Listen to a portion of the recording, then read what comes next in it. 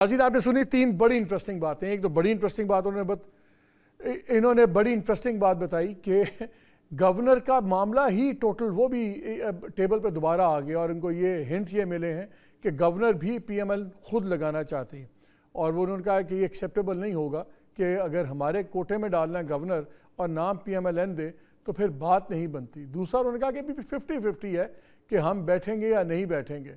हमारी इत्तला ये है कि अगर कम से कम 3+ मिनिस्ट्रीज़ मिल जाएंगी तो फिर एमक्यूएम बैठ जाएगी और गवर्नर के नाम पे बड़ा इंटरेस्टिंग एक बहस चल रही है। लेकिन गवर्नर का इशू इसलिए फंसा हुआ है कि जरदारी साहब पे प्रेशर है बलूचिस्तान के अंदर कि वो सरफराज बुगटी का नाम ड्रॉप कर दें। वहाँ पे जो ज़हूर बुलेदी साहब हैं इनका बहुत ज़्यादा जिसको कहते हैं ना बड़ा इनका किला मजबूत है और इनकी सिंध के बाहर से बड़ा प्रेशर आ रहा है कि भैया इनको लाएं आगे और इनको आगे बनाया जाए। ये और बात है कि आज जैसे मैंने पहले भी कहा था गवादर डूबा हुआ है और वहाँ पे लोग बिल्कुल घर तबाह हो गए हैं, लोगों के बाग तबाह हो गए हैं, सब कुछ तबाही फैली हुई और अभी ये शुरुआत है। सिर्फ इसी गवादर की जो डेवलपमेंट अथॉरिटी थी उसके ये 5 साल चेयरमैन रहे थे। पता नहीं अगर ये परफॉर्मेंस उनको चीफ मिनिस्टर बनाने के लिए अगर कोई यार्ड स्टिक है तो फिर अल्लाह ही रहम करे बलूचिस्तान पे। एनीवे अब जरदारी साहब वहाँ क्या कर रहे हैं, उन्होंने 3-4 लोगों के नाम वहाँ चल पड़े हैं।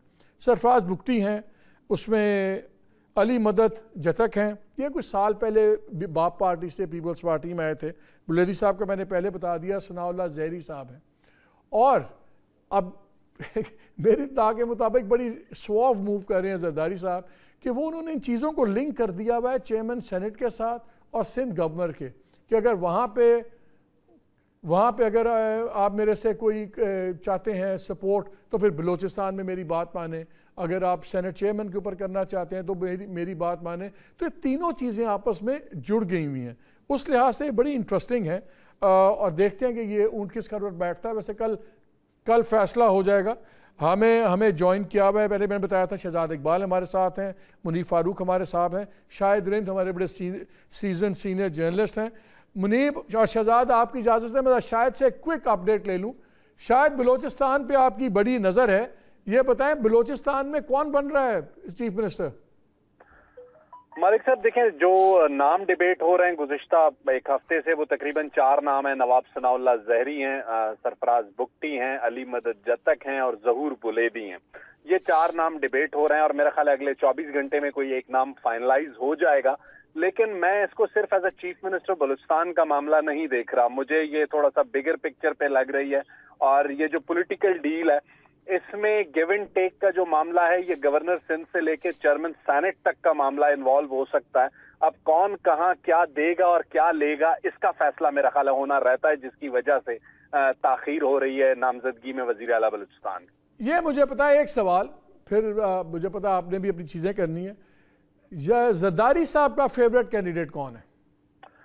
एज पर माई इंफॉर्मेशन जरदारी साहब के favourite candidate chief minister Balochistan के लिए सरफराज बुगटी हैं और जरदारी साहब ने अपने पास 3 नाम सामने लिख कर रखे हुए हैं। जो मेरी मालूमात है उसमें सरदार सनाउल्लाह ज़हरी हैं, सरफराज बुगटी हैं और अली मदद जतक हैं, जो आज तक की मेरी इंफॉर्मेशन।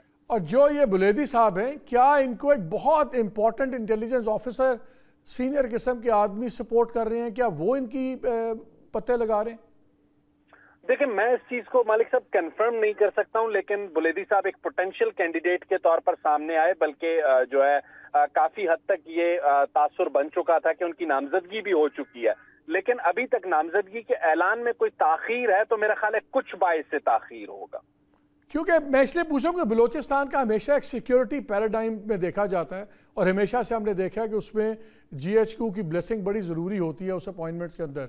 तो क्या मैं इसलिए पूछ रहा हूँ कि अगर जरदारी साहब का फेवरेट कैंडिडेट कोई और है और अगर आप पर आया या कहीं और से फेवरेट कैंडिडेट बुलेदी साहब होंगे तो फिर तो पलड़ा बुलेदी साहब के हक में भारी नजर आएगा।